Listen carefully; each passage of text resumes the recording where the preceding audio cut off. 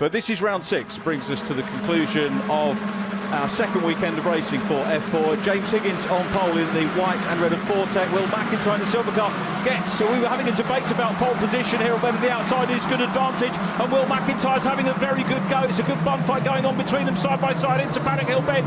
McIntyre fighting hard, coming up in blue as well. And getting into the mix is the 77 car of Jaden Parrott. A little bit of a lock-up from McIntyre. One of the CDR cars going a little bit wide. I think it might be Jack Sherwood. No, it's going to be Daniel Ginchard, isn't it, as they come down the hill. And James Higgins has held his nerve very well there to come out of Graham Hill Bend along Cooper Straight and up in towards Surtees for the first time in the lead. Jamie. Yeah, McIntyre applying a lot of pressure into turn 1. I thought he might just be able to make it round the outside, but he stuck his guns and stuck to his line round the outside of Druids. Just had a little lock up and the CDR car nearly got underneath him, but he's managed to maintain second position. And that opportunity now of the start has gone. There's Sonny Smith having an issue in the 72. He got a penalty, didn't he, in race 1? Not happiest of race 1s for Team JHR. Sadly, real pace being shown and terrific progress. And certainly the race fans, who have been none the wiser for the judicials, would have been royally entertained by those guys.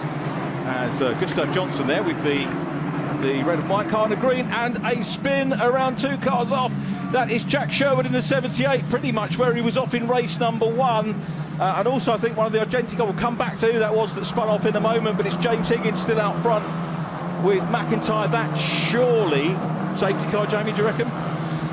As well, the sun's come out, isn't it? So as long as the grass is nice and dry, he should be able to get going again. And if the Virtuosi gets into the pit lane fast enough, he should be able to get a... Oh no, I think it's going to be safety car. He's in the bags. Yeah, there is Akil Alibi, the young South African, who's got the issue. As you can see, that is going no further, unfortunately, for Akil, who has had a couple of good races. He's had a little bit of frustration creeping into things over the first couple of rounds, but he'll settle down. It's his first full season in single seaters. Did a couple of the GB formulae towards the tail end of last year, moving on from the Ginetta Junior Championships, and he's bedding himself in pretty well, but frustrating for the drivers early on, isn't it, to get the safety car? Yeah, for sure. I mean, like Fairclough had in the last race, he had a good gap, and then the safety car hindered that for him. Got a good restart and maintained it throughout the end of the race, but Higgins has just had a second lead within 1 lap, so no reason he can't get it again, and as long as he has a good restart. But we're about to see a replay of the incident, and just might not have left each other enough room there, unfortunately. Yeah, shame right in the pack. Here's another angle. Let's watch them. Yeah, no malice in that, is there? No, maybe it's a bit of a blind spot. Obviously, it's through a right-hander. You're looking into the corner, so late round the corner as well. You wouldn't expect someone to be there, and I'm very surprised how easily his suspension broke there. I mean, the slightest bit of contact, and it just sent him straight round. McIntyre having a go for it, wasn't he, around the outside. That wasn't Ginchard, was it? It was Johnson in the CDR car that went through. The yellow background number, the first year racer, went round the outside of Ginchard and had a very good start indeed. So it was a big sort out on turn 1. We're going to have a look at it again as they come around Druids. Great place to watch if ever you come to Brands Hatch. Ginchard's actually got the job done back on Johnson and goes into 4th place as they come down the hill. And another view for us. McIntyre slightly better off the line, wasn't he? Yeah, definitely, but let's not overlook Parriott's start there, starting from 6th, and he's straight into 3rd, straight off the line, similar to Fairclough in race 2. Yeah, Jaden had an onboard camera at Donington Park, and he's settling into the championship well. Remember, this is the fastest off the front race rather than the reverse that we saw. Total reverse grid now that we have in F4. We'll see the guys having their issue again, but there is James Higgins, who got away superbly well. The 17-year-old had 3 point scores in the first round of the season, 2 8th places and the 6th. There weren't many drivers that managed to achieve that, so it was a good thing for him and puts him in very good contention for the championship. But consistent point scorers are one thing, but you need to be at the top end, don't you? With the FIA points, it's 25 points for a win. That's where you need to pick them up, as you did back in the day. A long time ago now, but yeah, definitely. I mean, it's 7-point difference from 1st to 2nd, then 3 points to 3rd. So the win is everything. It makes such a big difference. And the championship being so tight, like you said, we've seen High Tech have a really good weekend this weekend, but struggled a little bit at Donington Park.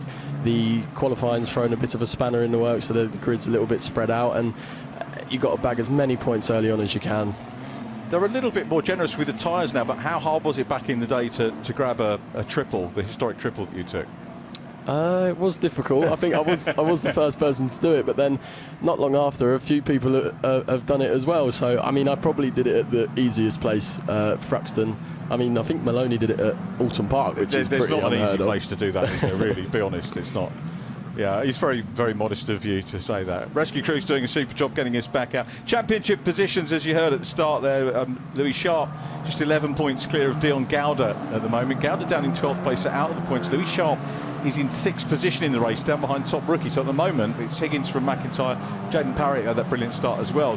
Dan Ginchard is 4th, really needs to start getting points. There's Akil getting into the rescue truck to be headed back towards the outer paddock. Akil, who came through Janetta Juniors, actually owned a Janetta Junior back in South Africa for a couple of seasons before he could race. So he was, I don't know quite where he was testing it and running it, maybe on park tracks or something like that, but he had a decent amount of seat time, and wonderful to have him come to the UK every summer. Have a go. There's Dan Ginchard, fresh out of karting this year.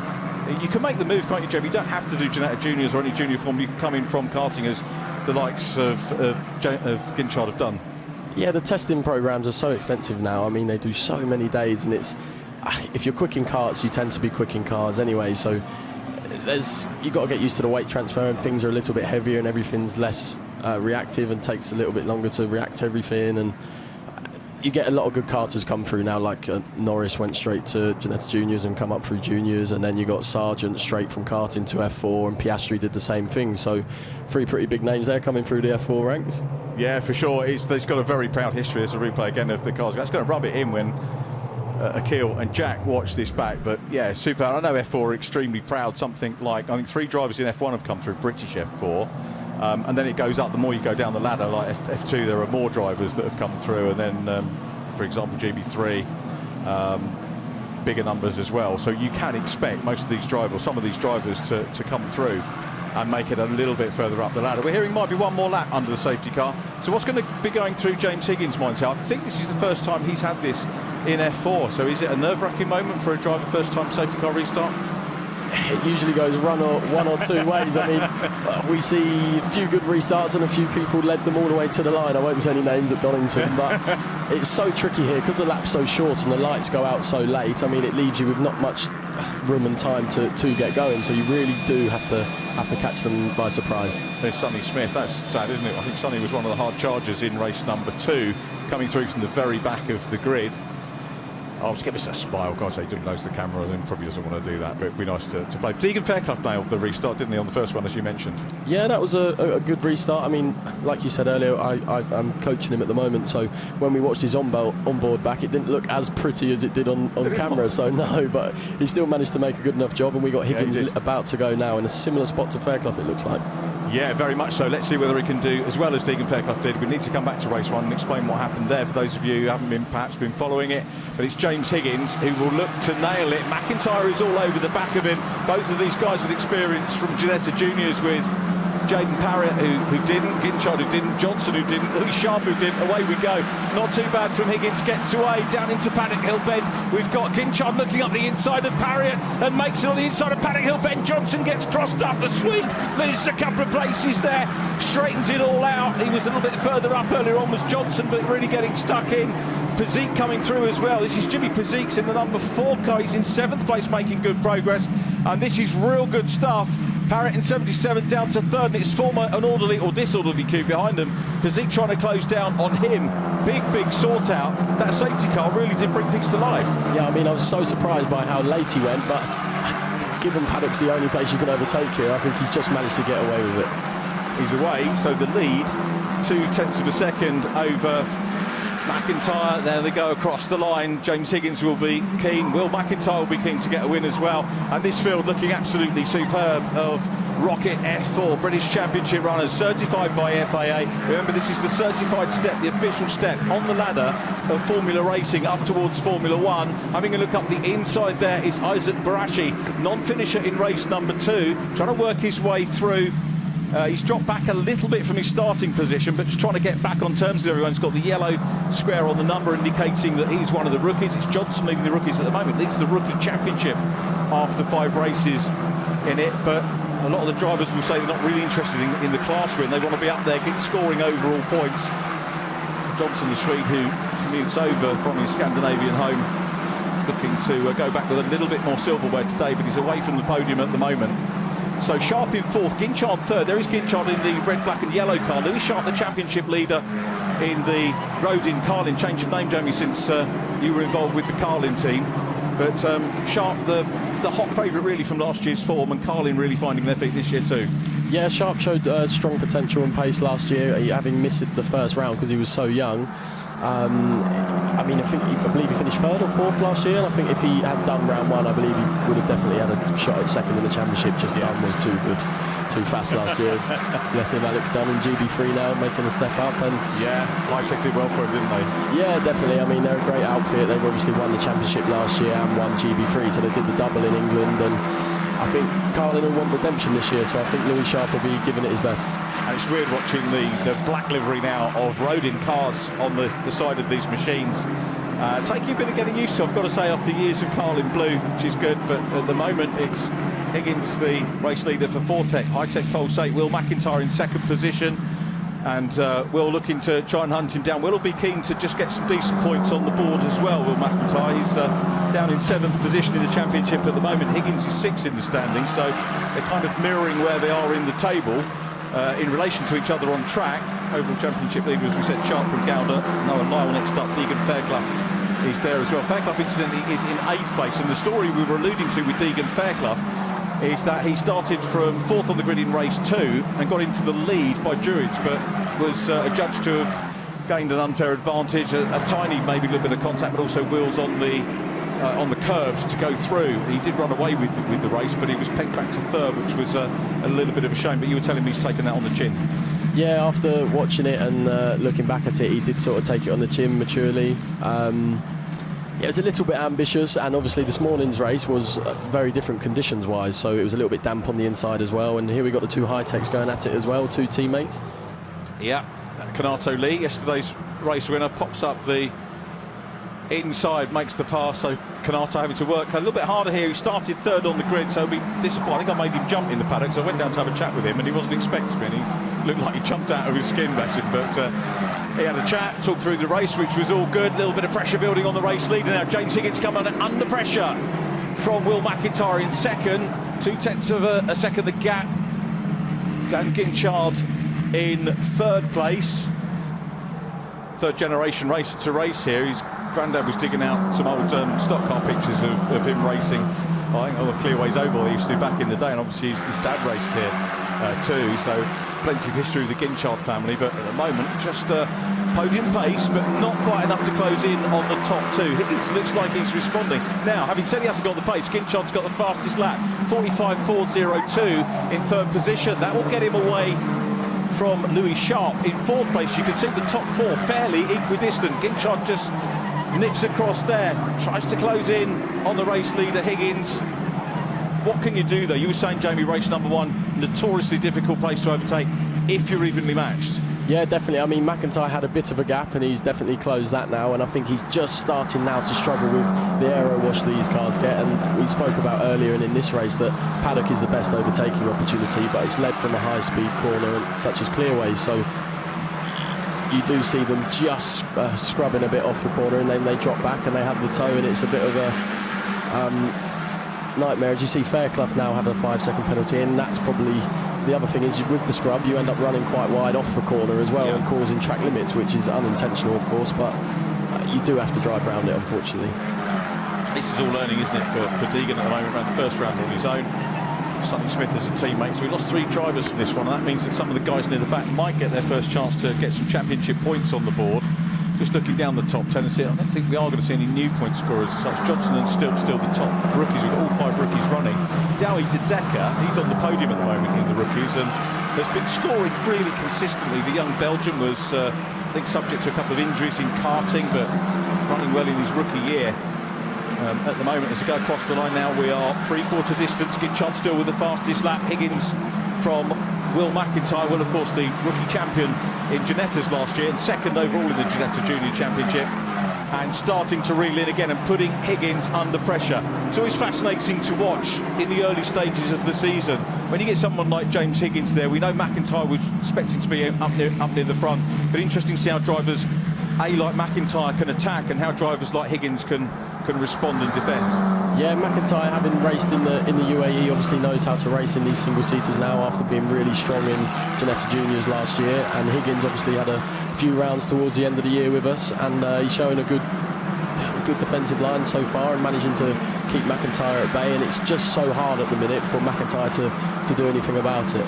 There's Darry De Decker, the young Belgian I was talking about earlier on. He's running at the moment in 14th place. He's got another 2 rookies immediately behind him, but as you can see, no real threats. That's the number 12 of Josh Irfan, the third of the Carlin cars racing with us this weekend. Had 2 rookie wins in the first 2 races of the season, did Josh, and it's going to be a very close rookie season here. But De Decker doing pretty well here on for podium place again. We only had the 3 rookie finishes in race number 1, but here we've got all 5 of them running at the moment, with Barashi down towards the back, Kai Darianani in the mix as well. There's Barashi from Darianani. Kai's coach, Dan Wells, away on business, I think, at the moment. He did tell me who it was looking after him, but Dan will be back later in the season. Just raced with us in Formula Renault many years ago, based in Hong Kong. That driver hooking up and getting involved in racing after ordering, would you believe, a sim set from Dan Wells, and Dan said, yeah, you've got something, and brought him into the racing scene. What an amazing story. Similar to Deegan's story as well with the sim racing stuff. Yeah, sim racing is becoming so popular now, and sim support for the F1 teams is becoming more and more popular, with them naming 2-3 sim drivers now. So we're coming into an era where sims are becoming more and more important, and on the touring car grid you've got Ash Sutton, who has his sim business, and I think it's becoming quite a common thing for racing drivers to be doing that. It could be a big leap for some of them if they haven't got the budget to get in the car. That's the problem, isn't it? Yeah, and I mean the sims aren't too cheap either, so I mean, like yourself, Joe, I know from a youngster, you've been in karts, you've been in wheeled vehicles, and moving up from the sim world is a big leap, and the reality can hurt, can't it, if you have an off? That's a bit of a shock. Yeah, I mean, you have an incident or an accident on a sim, you just press reset and you go again. 1, it's a lot easier and doesn't hurt, and 2, it's a lot cheaper as well. So there's obviously big differences from the sim to real life, but the techniques and the fundamentals of it are the same as well. And that's why you guys use it for training. Yeah, but I mean, I've never been the biggest fan of sims, but if I'm going to a circuit I've never driven, or a car I've never driven, it's nice to get, a rough idea of gears and lines, etc. No, definitely not.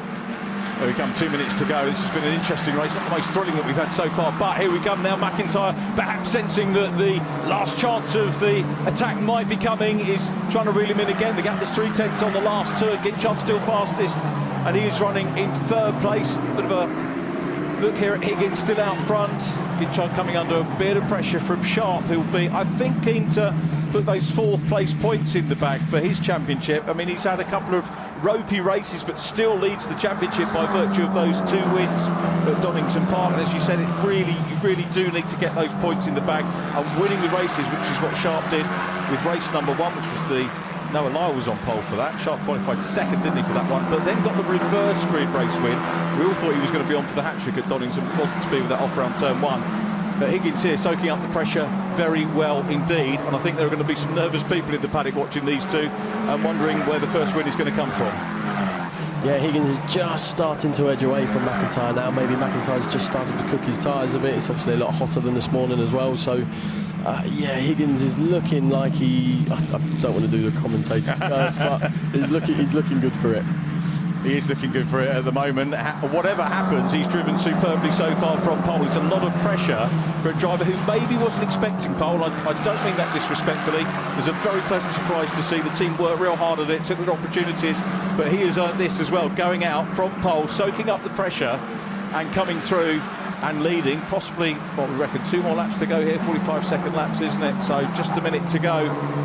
And McIntyre will be happy with the podium. Ginchard will be pleased to be bringing this Chris Dittman Racing team on as well. Let's remember that the 10-second penalty for Tegan Fairclough we're hearing, so the track limits punishing him. Jamie's going to be getting the blackboard out back in the JHR camp after the meeting, but he's learning and doing superbly. 40 seconds to go, so I reckon lap and a half.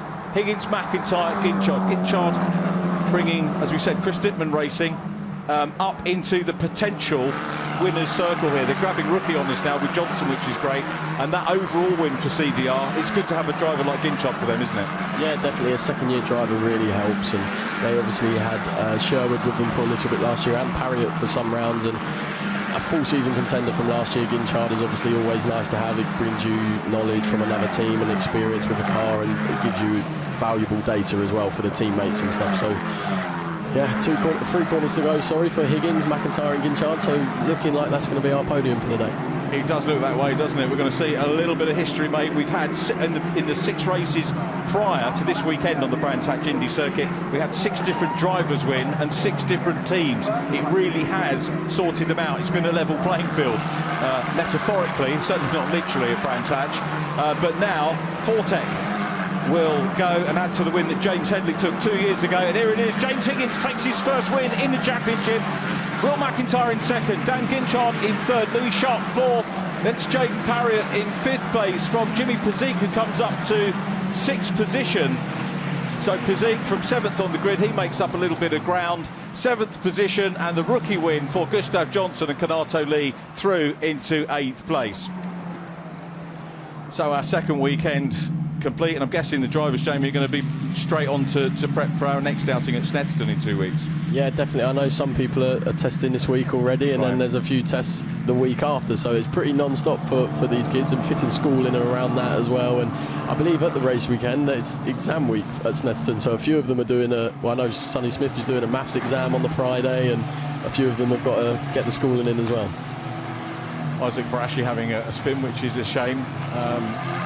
We'll see what happened with Isaac. Had a problem early on in race 2. He's lost it coming down paddock after the flag, which is unusual.